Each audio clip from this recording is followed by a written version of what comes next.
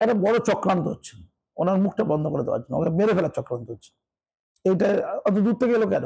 উনি সল্টলেকে থাকেন, ওনাকে অ্যাপেলো ট্যাপেলো ভর্তি না করে উঠলেন না কেন?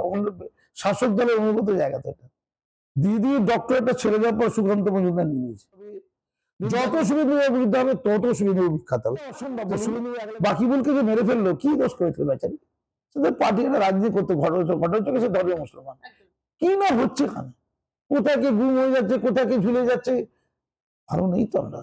গিরিপথের মহিলা যদি তেলে গিয়েছিল ওই রাস্তায় কাজ হয়নি কেন বলার জন্য, ওনার এলাকায় মেদিনীপুরে না কোথায়, খড়গপুরে না কোথায়, ভালো লেগেছিল তো। আমি পরিষ্কার করে বলছি, সুকান্ত মজুমদার এই কথা যদি সহ্য করতে না পারেন, আপনারা অনুব্রত কথা সহ্য করেন কি করে? কুণাল বাবু, অনুব্রত যেভাবে মমতা ব্যানার্জি নিজে বিখ্যাত হয়েছেন, যত মার খেয়েছেন তত বিখ্যাত হয়েছেন।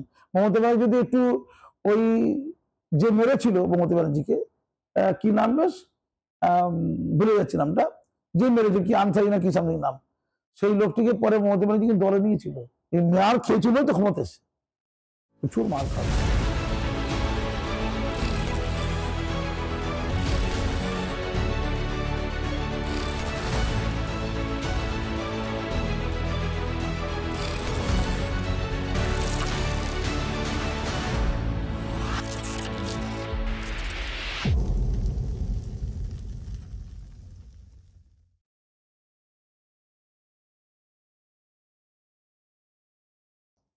সুকান্ত বাবু আচার্য থেকে মনে হচ্ছে না, রজত বাবু আপনাকে মনে হচ্ছে? রজত বাবু সম্পর্কে বলছেন? ও আছে, ওর ডাক্তার, ওর ডাক্তার। আর উনি তো পিএইচডি করা ডাক্তার, উনি তো গরু ছাগলে মানুষের না, মানুষকে মানুষ করা ডাক্তার, তো উনি ডক্টরেট করেছেন। ওই জন্য সন্দেহ আছে নাকি? ও ডক্টরেট নিয়ে ওনাদের আতঙ্ক আছে না? আচ্ছা, কেলক বিশ্ববিদ্যালয়, আচ্ছা, মাননীয় ডক্টর, আচ্ছা সরি সরি, মাননীয় তো তুলে নিয়েছেন, তো দেন না, তখন দিয়েছিলেন কেন মাননীয়? তখন ডক্টরেটটা লাগিয়েছিলেন কেন? ডক্টর মমতা ব্যানার্জি তো ছিল। আপনি তো সততার প্রতীক, আপনি কখনো মিথ্যাচার করেন না। আমি আপনাকে অনুরোধ করবো, আমি নিশ্চয়ই আপনার ডক্টরেটটা জালি নয়, সঠিক। আপনি প্লিজ লাগান, আমি কম্পেয়ার করবো কার ডক্টরেটটা আসল, সুকান্ত মজুমদারের না ডক্টর মমতা ব্যানার্জির, দেখবো। চালাকি চলবে না। আমার মনে হয় দিদি ডক্টরেটটা ছেড়ে দেওয়ার পর সুকান্ত মজুমদার নিয়ে নিয়েছে, যদি জালি হয়। না কি না উল্টো, কোনটা ক্লিয়ার করতে হবে কিন্তু আমাকে। না, গবেষণা হবে, দুটো ডক্টরেট নিয়ে গবেষণা হবে। আর একজন ডক্টরকে পছন্দ হয়নি, তার নাম ডাক্তার রজসুব্র বাবু। সব ডক্টরে ধাক্কা ধাক্কা ঘষে ঘষে ঘষাঘষি বুঝল না, ঘষে ঘষে ঘষাঘষি, আর ডক্টরে ধাক্কা ধাক্কি চলছে সব। তাহলে এইসব নিয়ে বলবেন না। গালি দেওয়া প্রধান কাজ, কে কতটা কাকে গালি দিতে পেরেছে, এটা হচ্ছে বাংলা সংস্কৃতি। এই দুটো গালি দিয়েছে, আমি তিনটে গালি দেবো? বাংলার লোক খা বলে তিনি একটা আপত্তিকর শব্দ ব্যবহার করেন, অশ্লীল শব্দ। তারপরেই বলেন খারাপ ছেলে মনে করছে বাংলার লোক। কি বলবেন? ওই একটা খায়ের মধ্যে সুন্দর সুন্দর কথা ছিল, এটা ছিল ঐতিহ্য, কিন্তু অনুব্রত প্রসূত কথা। বাংলার সবচেয়ে সংস্কৃতিমান লোকের নাম হচ্ছে অনুব্রত। উফ, এরা যে মনে মনে কথাগুলো বলে, সামনে বলতে পারে না, সংস্কৃতি উনি ডাইরেক্ট বলে দেয়। মানে অনুব্রতের এই যে স্বচ্ছতা, আমি দুটো লোক মানি, অনুব্রতকে মানি, যা দিনের মধ্যে সব বলে দেয়। যেমন হুমায়ুন কবির মন খুব স্বচ্ছ, জানেন তো, ওর মনে হয়েছে ভরতপুরকে ছেড়ে দেবো, এই ভরতপুর না, এই ভাগীরথী জলে মনে হয়েছে, বলে দিয়েছে। এই স্বচ্ছতা থাকা ভালো। আমি শুধু একটা কথা বলবো, আমি কি এইসব নিয়ে কথা বলবো? সুকান্ত মজুমদার রজসুব্বর বাড়িতে যেতে গিয়েছিলেন একজন শিক্ষামন্ত্রী, তার মনে হয়েছে আজকে যেমন আমার বাড়িতে কার্তিক মান্না সাহেব এলেন, সরি কার্তিক মহারাজ সাহেব এলেন, যেতে চেয়েছেন, অন্যায় না, যে কোনো লোক যে কোনো লোকে বাড়ি যেতে পারে। আর উনি একজন কেন্দ্রীয় মন্ত্রী, তাকে সুরক্ষা দিয়ে মর্যাদার সাথে যেতে সাহায্য করা পশ্চিমবঙ্গ সরকারের কাজ, এটা ডিউটি। তাকে যেতে দিলেন না, উপরন্তু তাকে নিয়ে যা কেচ্ছা হচ্ছে, তার কথা নিয়ে যা কেচ্ছা হচ্ছে, তিনি নাকি গাড়িতে কি একটা কমেন্ট করেছেন, সে কমেন্ট নিয়ে তাকে বিকৃত করা হচ্ছে, অন্যভাবে এক্সপান্স করা হচ্ছে।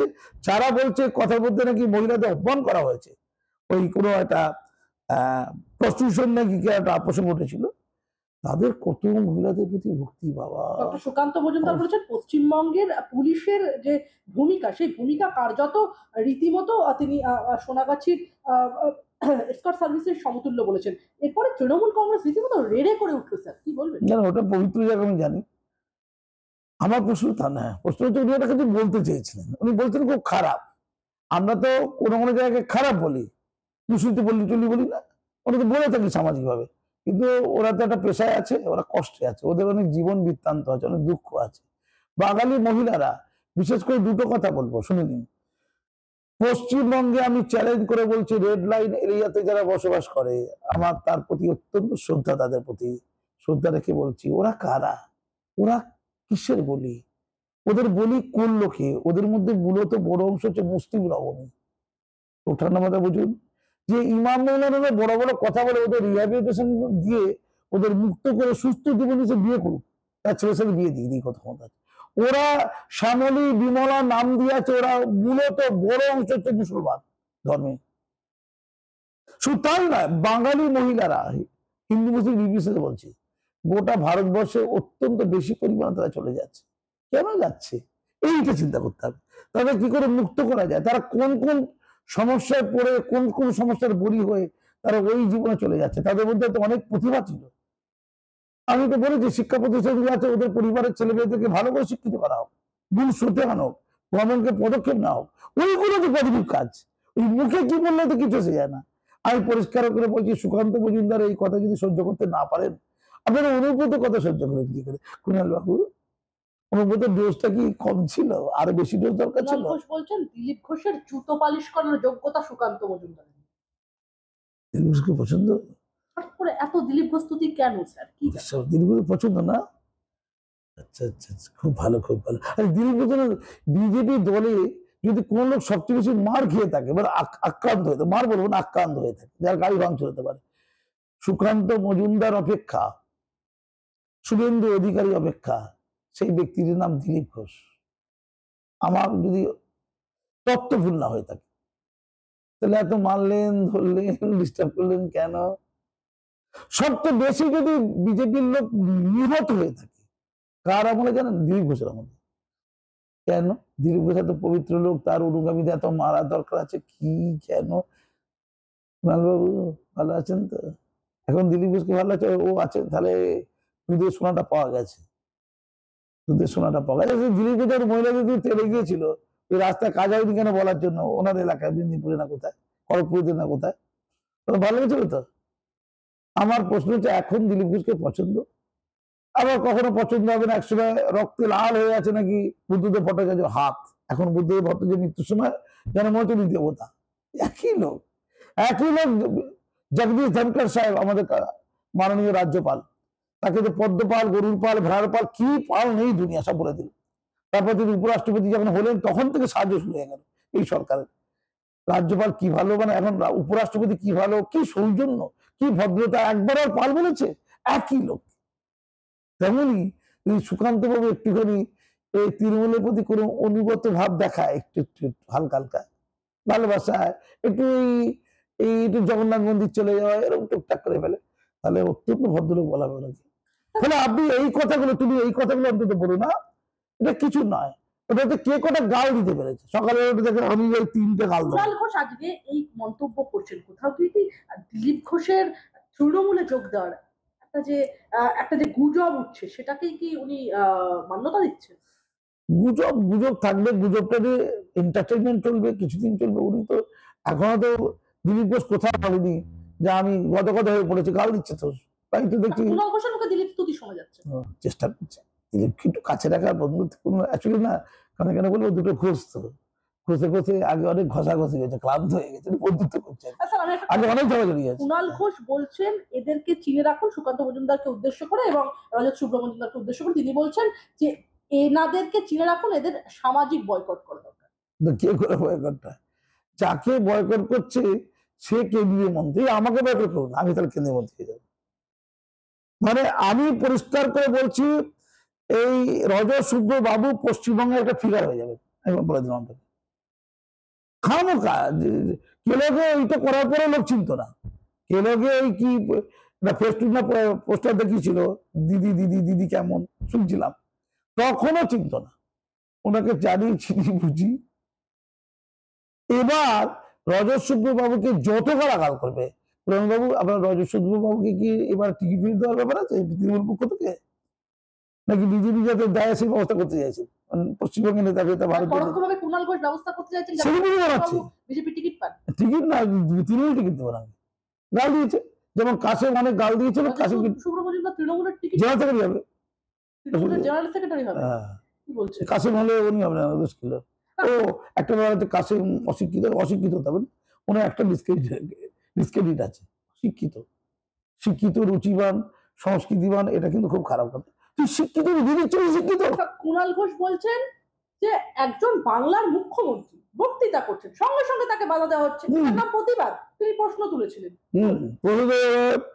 রাজা তুমি উলঙ্গ, সে রাজা করে মনে পড়ে রাজা উলঙ্গ বলে, রাজা যদি উলঙ্গ থাকে বলতে বকবলের পোশাক পরে আছে, এটা তো কথা। এই আমেরিকা যা ইচ্ছে তাই করছে, সে বলছে ভাগ করে দিয়েছে পাকিস্তান ভারতে, এখন বলছে ইসরায়েলের সাথে ইরানে ভাগ করে দেবো, আমার কথা যদি ইরান চলে সব ঠিকঠাক হয়ে যাবে, আমি ইরানকে উড়িয়ে দেবো, যে যা পারিস করছে আমি দেখে নিচ্ছি। ওই জন্য এখন মারবো না, ধীরে ধীরে ছিঁড়ে খেলা হচ্ছে। যে ডোনাল্ড ট্রাম্প বলছিল ইলন মাস্ক কি ভালো বন্ধু, এখন দুজনের মধ্যে এমন কাদা ছোড়াছুড়ি, এমন কামড়াকামড়ি শুরু হয়ে গেছে, ছাড়াতে গেলে তোমাকে লাগবে, ভয়ঙ্কর যুদ্ধ চলে দুজনের মধ্যে।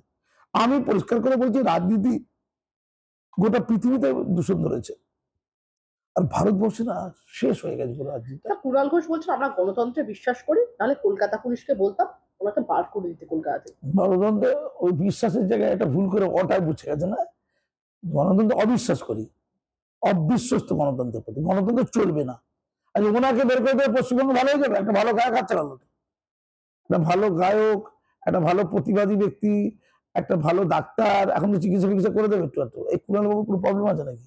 অজয় বাবু কিন্তু অনেক কিছু জানে, অনেক ধরনের চিকিৎসা চস্ত, এবং উনি প্রমাণিত যোগ্য একজন ডাক্তার। কোথায়? লন্ডনে। লন্ডনে তো সৌরভ গাঙ্গুলিদের গদ্দর আছে, দিদি খুব পছন্দ করে কেলক কলেজে। আচ্ছা আমি তো বলে রাখি, আমি রাজসুব্র বাবুর সাথে কথা বলছি, আমি বাংলার পদ্মশ্রী পেয়েছি, উনি ওই কেলক কলেজের সব লোকজন আছে, ওখানে আমাকে বক্তৃতাকে বদলতা করে দেয়, আমি বক্তব্য রাখতে হবে, তাহলে বাংলার সম্মান ফিরে আসবে তো। আমি রাজসুব্রকে বলছি বাংলা সম্মান ফিরে আসবে, অসুবিধা নেই। ওটা বললে কি ফিরে আছে? ওটা কিন্তু বাংলার সম্মান।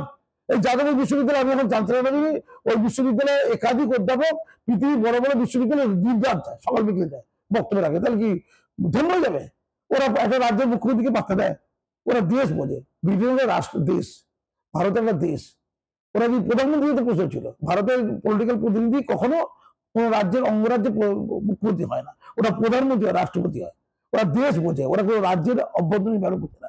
কোন রাজ্যের কোন লোক কি বলে গেলে তো কিচ্ছু যায় না, দেশের প্রতিনিধি কি বলে গেলে এতে গেছে যায়। অভিষেক বাবু যখন দেশের প্রতিনিধি গিয়েছিলেন বিভিন্ন দেশে কিছু বলতে, তার একটা গুরুত্ব আছে, কারণ ভারত সরকার পাঠিয়েছে, নরেন্দ্র মোদী পাঠিয়েছে তাই। কিন্তু মমতা ব্যানার্জি গেলে তার কোনো মূল্যই থাকে না। ওনাকে কেউ ডেকেছিল, ওখানে তো বাঙালি লোক আছে, তৃণমূলের লোকজন আছে, যেমন ধরুন ওই জাপানে গিয়েছিল অভিষেক বাবু, ওখানে কেউ নিশ্চয়ই তৃণমূলের লোকজন ঘনিষ্ঠ বা কাছের লোক বলে দিয়েছে, এই অভিষেক বাবু এখানে রাসবিহারী বসুর একটা স্ট্যাচু আছে, এখানে বড্ড ময়লা হয়ে আছে, কিছু কিছু জায়গায় বিবর্ণ হয়ে আছে, তুমি কিন্তু প্রতিবাদ করো না, তার তোমাকে খুব দেশের লোক খুব ভালো বলবে, তুমি শ্রেষ্ঠত্ব প্রমাণ করবে। উনি গিয়ে ভালো করে ঝাড়ু টাড়ু দিয়ে পরিষ্কার পরিচ্ছন্ন করে প্রতিবাদ করলে এখানে ওনার বেশ নামটা হলো কি দেশপ্রেমী রে বাবা।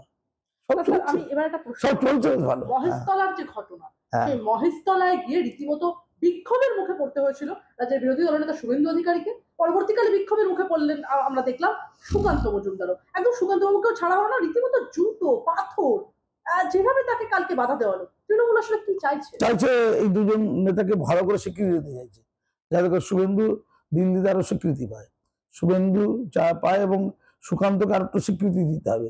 দিল্লিকে দেখাতে চাইছে যে তোমাদের এই দুটো লোক যোগ্য নেতা, এই দুটো লোককে ভালো করে রাখো, এই দুটো লোকের সাথে আমাদের একটা টাই আপ করে দেওয়া না, যাতে করে আমরা বাঁচি পরবর্তীকালে, যাতে এমার্জেন্সি না হয়।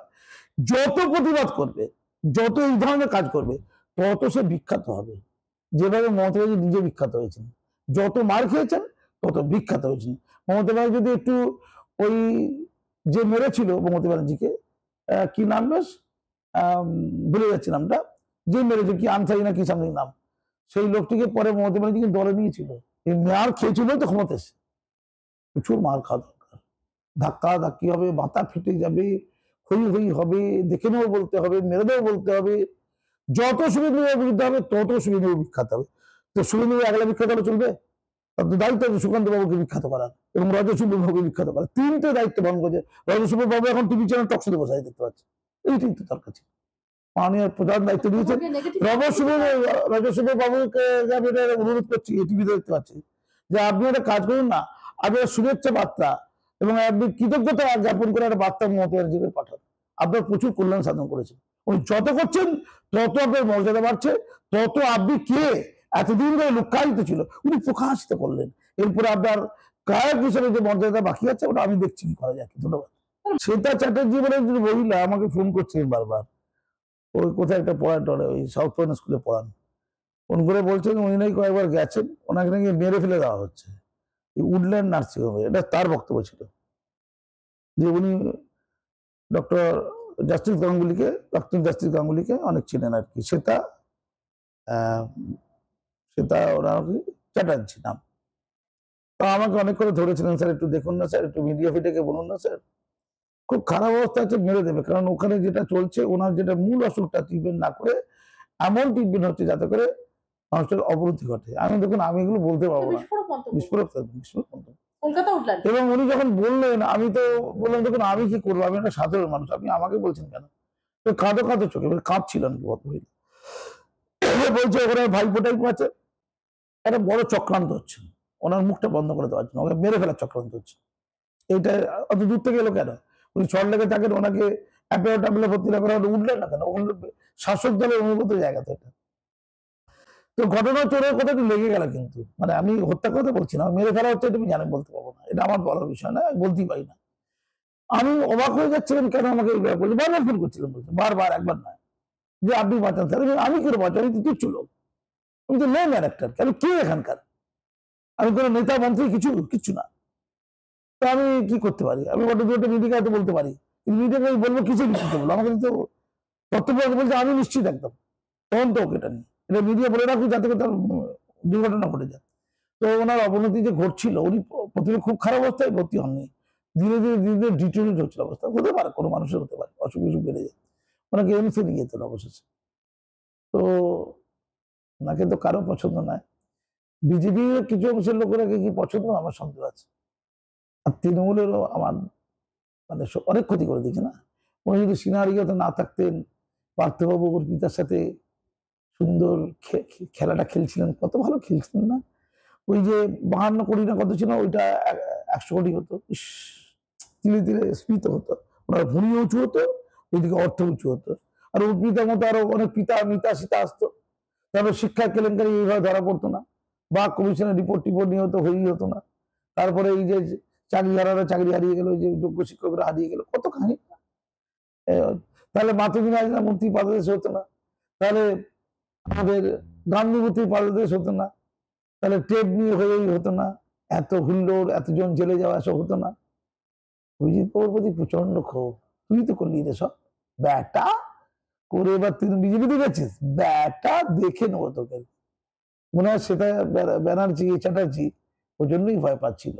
এই যে আশঙ্কার কথা আপনি বললেন যে ওনাকে কোথাও গিয়ে মেরে ফেলার চক্রান্ত হচ্ছিল, জাস্টিস গাঙ্গুলিকে, জাস্টিস অভিজিৎ গাঙ্গুলিকে কলকাতায় মেরে ফেলার যে চক্রান্তের কথা আপনি ফাঁস করলেন এই মুহূর্তে, তাই কি কোথাও গিয়ে দিল্লিতে স্থানান্তরিত করা হলো না? মনে হয় কোনো একটা ব্যাপার আছে। আমি ওই বইনের সাথে কথা বলিনি, উনি খুব ঘনিষ্ঠ আর কি, কার অত্যন্ত কাছের আর কি, ডক্টর জাস্টিস গাঙ্গুলি তাই দাবি করেছেন। আমাকে একজন সাহিত্যিক ওনার সাথে যোগাযোগ করে দিয়েছেন, ফোন করছিলেন, আমি শুধু ফোন করে জানবো। আপনার মনে হলো আমি ওনার কথাটা জাস্ট কনভে করলাম, ওনাকে মেরে ফেলা হচ্ছে কি হচ্ছে না আমি কিছু জানতাম না, আমি কনভে করলাম। আমাকে ভয় লাগে, জানেন তো কি না হচ্ছে এখন, কোনটা অসম্ভব বলুন? বাকি বলকে যে মেরে ফেললো, কি দোষ করেছিল বেচারি? সেটা পার্টি একটা রাজনীতি করতে, ঘটনা সে ধর্মীয় মুসলমান, কি না হচ্ছে এখানে, কোথায় কে গুম হয়ে যাচ্ছে, কোথায় কে ঝুলে যাচ্ছে। ভালো নেই তো আমরা, ওরা কি ভালো আছি? অভিজিৎ বাবু কিছু তো করেছেন। আজকে অভিজিৎ বাবু কোন দিকে আছে, কোন টাইপে আছেন, কি পলিটিক্স করছেন, কেউ তো অনেকেই তো সহ্য করতে পারছেন যে পলিটিক্সে গেলেন কেন। আমিও মনে করি উনি পলিটিক্সে না গেলে ভালো করতেন, আমি ব্যক্তিগত মনে করি এটা, ওনার ইমেজটা ভালো থাকতে হতো। কিন্তু উনি গেছেন, উনি মনে করছেন যাওয়াটা দরকার, উনি মনে করছেন পরিবর্তন দরকার, রাজ্যে পরিবর্তন দরকার। রাজ্যে তো সংখ্যাগুরু অংশ না মানুষ মনে করছেন, টোটাল তৃণমূল যত ভোট পেয়েছে লোকসভাতে সেটা 50%-এর কম, 50%-এর বেশি সেটা বিজেপি হতে পারে, কংগ্রেস হতে পারে, সিপিএম হতে পারে, আইএসএফ হতে পারে। তারা মনে করেছে রাজ্যের পরিবর্তন আসা দরকার, বাস্তব। আমি আরো একটা প্রশ্ন আপনার কাছে করব যে ভবানীপুর কেন্দ্র, যে ভবানীপুর কেন্দ্র একদম রাজ্যের মুখ্যমন্ত্রী মমতা বন্দ্যোপাধ্যায়ের বিধানসভার কেন্দ্র ছিল, যেখান থেকে তিনি লড়েছিলেন। রীতিমতো সেই কেন্দ্র থেকে এবার স্যার শুরু হলো। আমরা দেখলাম যে লোকসভা এবং বিধানসভা দুটো নির্বাচনেই সেই ৭০ নম্বর সেই কেন্দ্রে রীতিমতো রাজ্যের শাসক দল পিছিয়ে ছিল। সেই কেন্দ্র থেকে এবার শুরু হলো আ আ জগন্নাথ দেবের মন্দিরের প্রসাদ বিতরণ। কিভাবে দেখছেন? কি ভাই, মন্দির মসজিদ সব গেল। ওরা গর্জন বিলাসী, ওরা শুনতে পায় না ঐক্যতান, ওরা শুনতে চায় না উঠোনে ধুলো মাখা ক্ষুধার্ত শিশুটির কণ্ঠস্বর। রে, সেই ধর্ম মসজিদ মন্দির নিয়ে মানুষের চিন্তা, মানুষ খেতে পাচ্ছে না। যে মানুষগুলো খিদিরপুরে যাদের দোকান পড়ে গেল, তাদের আজ ঠিকমতো খাওয়া হয়েছে তো? ওরা দিন আনি দিন খাই মানুষ, ভালো আছে তো ওরা? তবু মন্দির, তবু মসজিদ, তবু কিসব মন্দিরের কি বলছো ওই প্রসাদ, হ্যাঁ ওইখানে দিচ্ছে। মানুষকে ভাবি আর কি, ওটা দিনের লোক বুঝিয়ে যাবে জগন্নাথ কার, জগন্নাথ কে বলতে ভাল লাগছে। আমি সামনের দিনে যাচ্ছি দীঘাতে, ওই রথের উপরে আমি চড়বো, রথযাত্রা আছে না, সেই প্রপোজাল পেয়েছি, আমি যাব। এই তো, আমি ধর্মের মুসলমান, কি হয় এতে? সম্প্রীতির কথা বলুন, মানুষকে মুক্তি দেওয়ার কথা বলুন, ধর্মের ভেদাভেদ ভাববেন না। জগন্নাথ মন্দির পুরীতে আছে, আপনি করেছেন, কি জন্য কেন করেছেন সবাই জানে। এর মধ্যে কতটা পলিটিক্স আছে, কতটা ধর্ম আছে। আর আপনি যে প্রসাদ বিনিময়ে ছড়াচ্ছেন, তার মধ্যে শুধু ভক্তি থাকতো, আমার দুশ্চিন্তা থাকতো না। ভক্তি ভোগের মধ্যে রাজনীতিক খুনবৃত্তি রয়ে গেছে, অনেকেই জানে। আপনি জানেন না ম্যাডাম, আপনি সবচেয়ে বেশি জানেন, আপনি জেনেও করছেন। তাই ইতি টানলাম আমি আমার বক্তব্যে, বুঝে নিন কি করছেন। ধন্যবাদ।